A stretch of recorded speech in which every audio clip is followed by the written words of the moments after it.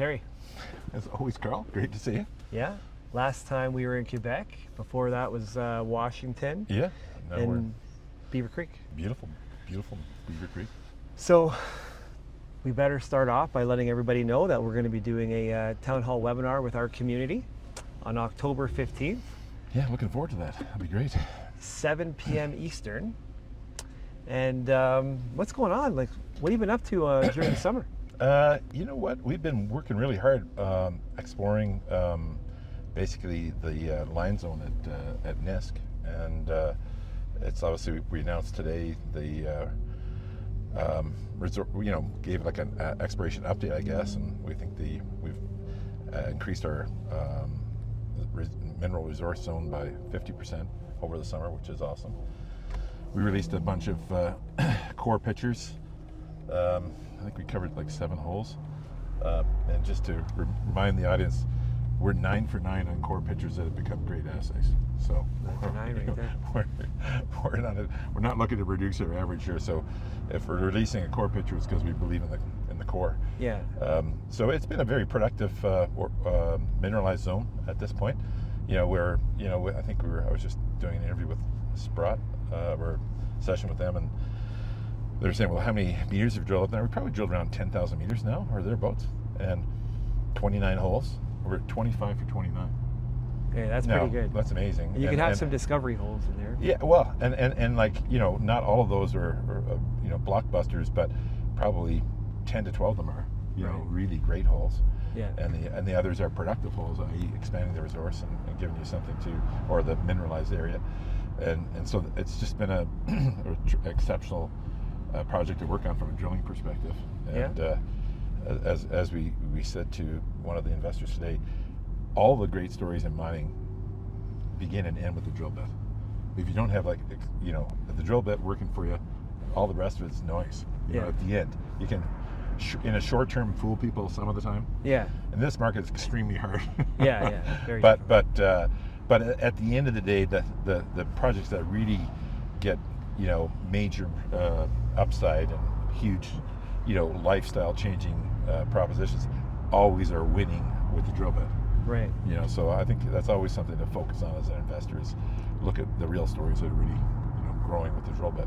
Well, the market seemed to like the news today. It's up. Yeah, you're consistently holding around 100 to 120 million market cap. Yep. So I'm sure you want to see it grow, but that's pretty cool, right? Yeah, I mean, it's good. I mean, hey, listen, you know, given unfortunately some of my peers and the calamity that is the Canadian market right now, it's okay. I mean, we think we should be triple, quadruple that based on what we've discovered right now, and we expect we'll get there over the next while, because we've got, that's just the first salvo of our news program this coming next 6 months, and we'll be very newsy every 2 or 3 weeks. So, you know, as eventually at some point we'll break through and take out the old highs and move forward, I believe. So you know, it's progress, but you know, it's still miles to go before we sleep. You know? Yeah. So what have you been doing personally over the summer? I mean, have you taken any time off? Or? You know what I did?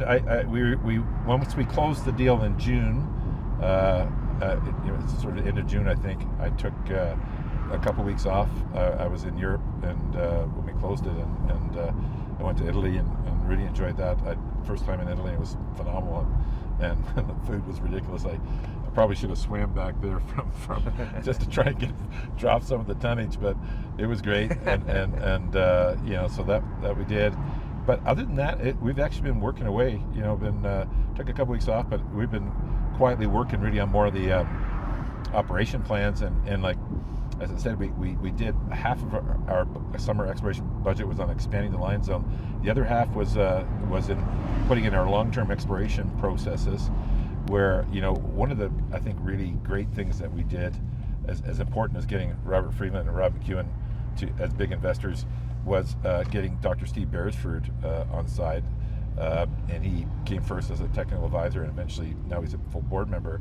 But just to refresh the audience's understanding of who he is, he's an Australian, trained at Western Mining, which is their version of Inco, effectively they acquired by BHP. He went on and became the chief geo at First Quantum when they made their move, and then he went to MMG, and IGO, and subsequently they all did great. So this guy's like, he spent probably a few $100 million exploring for polymetallics all over the world. When you said MMG, what company is that? It's literally called MMG. It's called MMG? It's an Australian company. All right. Big win there. Yep. Yeah. Okay. I was thinking of something else. And we came across him because he had done this video about his quest to find the next giant polymetallic discovery, and my son actually sent it to me, and we reached out to Steve and started the dialogue, and then after the initial discovery hole on the line zone, and then subsequent follow-up holes in the winter season, he came on. And what's cool about him is we've been very fortunate, obviously, to make the discovery and to grow the discovery, but polymetallics, they're not common, they're very rare, they're the world's most valuable mine. So Norilsk is like literally the world's most valuable mine, the only $1 trillion mine deposit in the world in the value in the ground.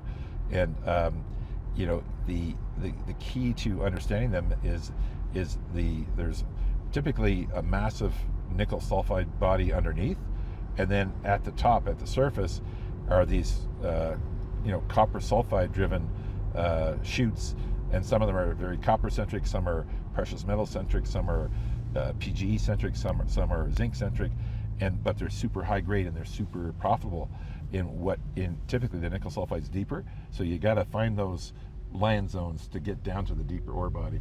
So, and there's tricks to that trade, right. and no point in inventing the wheel. We've got the guy who's actually done it, so it's gonna, he said, this is a $10 million exploration program. He said, Terry, we can afford to do it right. Let's do it right. And I said, dude, that's why we hired you, to do it right.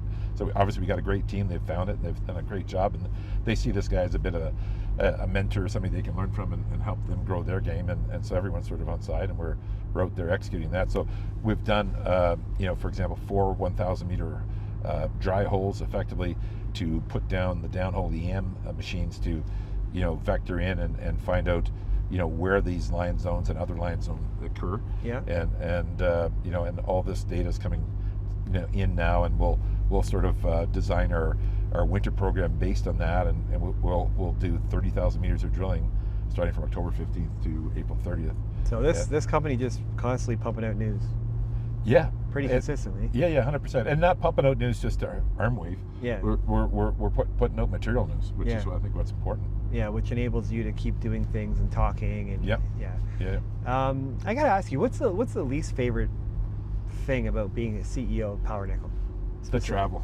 The travel? Yeah. I mean, it sounds glamorous to be in Washington and Quebec City and Beaver Creek, and these are all beautiful places. But when you how many times have you been here? This is why I love doing yours. At least I get outside and can see the place. But otherwise, I'm basically I got 60 meetings this week. Yeah, I'm just like being, and you can imagine how brain dead you are after 60 meetings. Yeah, you must be you're just be like sort of like on autopilot.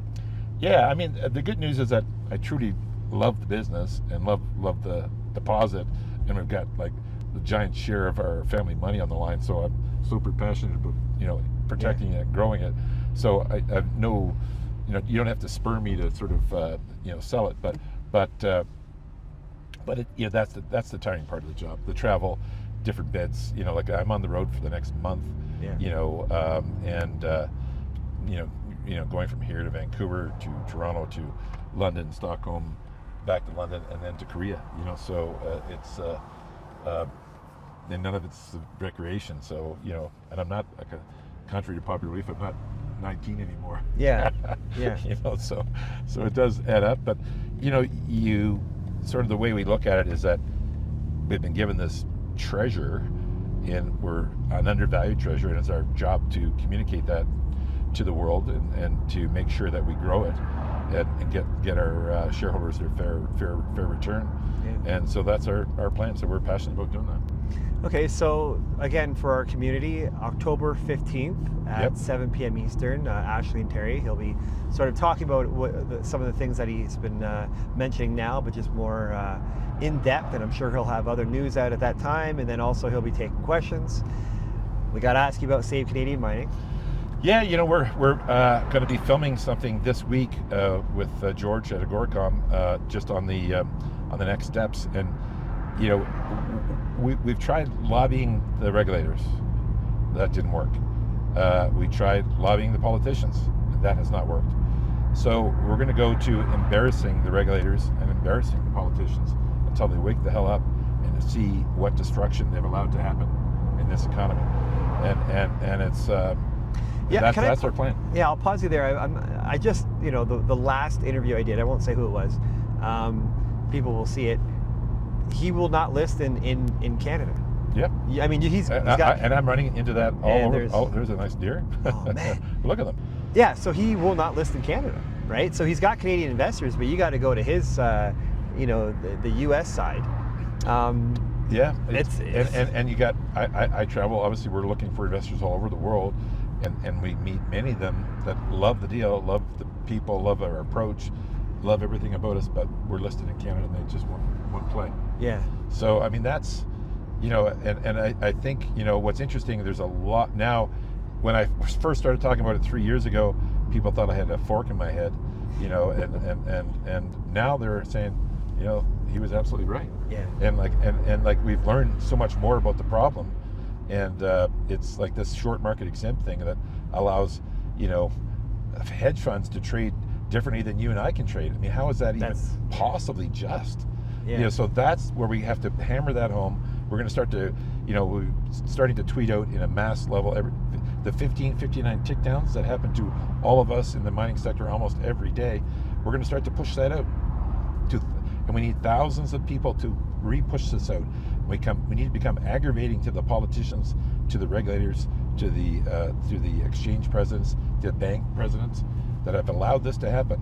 And it's not ultimately in any of their best interest to do so. Yet they've fallen for the short-term gain. The only guys who are really winning in this are the hedge funds, and it's like I was talking with a major investment bank. I won't name because they don't want to go there just yet. But this is a major Canadian investment bank that sees this as like a category killer for them. Like they can't fight this. And it's hard to get investors to invest because they can't win. Yeah. And it's just unfair. So I think it's gotten so bad it's going to get good. I think we're going to win. I think we'll eventually wake these politicians and the banks up. When you think about, I believe we've lost, the Globe said we lost $1 trillion worth of value in their article about a week ago. We estimate it's at least $500 billion. That is a lot of money. It's a lot of money. Okay, and the funny part of it is 90% of those assets would be in the banks. That's how it is in our country. So even though the banks are probably the number one culprit in enabling this system to go on, and if they firmly said stop this system change, it would change. Yeah. And the politicians are very careful not to rattle those guys because they finance campaigns and etc. So, but they're losing too. Mm-hmm. And so everyone's losing here except for the hedge funds that are like shooting fish in the barrel. It's unreal, and that's hurting all of our shareholders. But I think it's so bad now, it's going to get good. And I've been saying to people, you should be finding those really solid deals that are funded and have great assets, and you need to get a seat at the table because there's going to be multiples of upside. Yeah, here. once things change. And things I think will change. So I'm more bullish now than ever. All right, well, I think that's a good morning drive here in Beaver Creek. It's been a gorgeous one. Yeah, absolutely. And again, October 15th, 7 p.m. Eastern. Ashley and Terry will be at it, and I'll be there watching, and hopefully there'll be plenty of questions coming in. Yeah, lots of news flow, lots of news things flow. to talk about. Totally. And maybe we'll do this in 3 to 4 months. Who knows? Maybe, yeah, I have no doubt we'll be driving soon. Yeah, maybe. I feel like maybe Vancouver in January. Do you go to Viereck?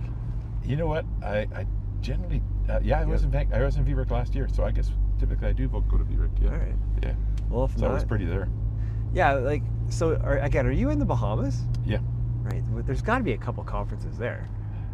You know what? They tend to have CEM has a conference, but it's more not mining. It's more growth and biotech and stuff like that. So, okay. Yeah.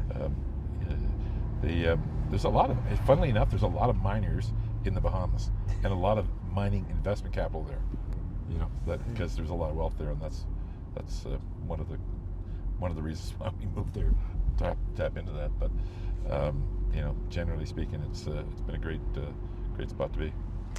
All right, I'm going to shut the camera down. I made a wrong turn, so I'll definitely have to pull out my maps. But All right, good stuff. all right, we'll see you on October 15th. Cheers. Bye.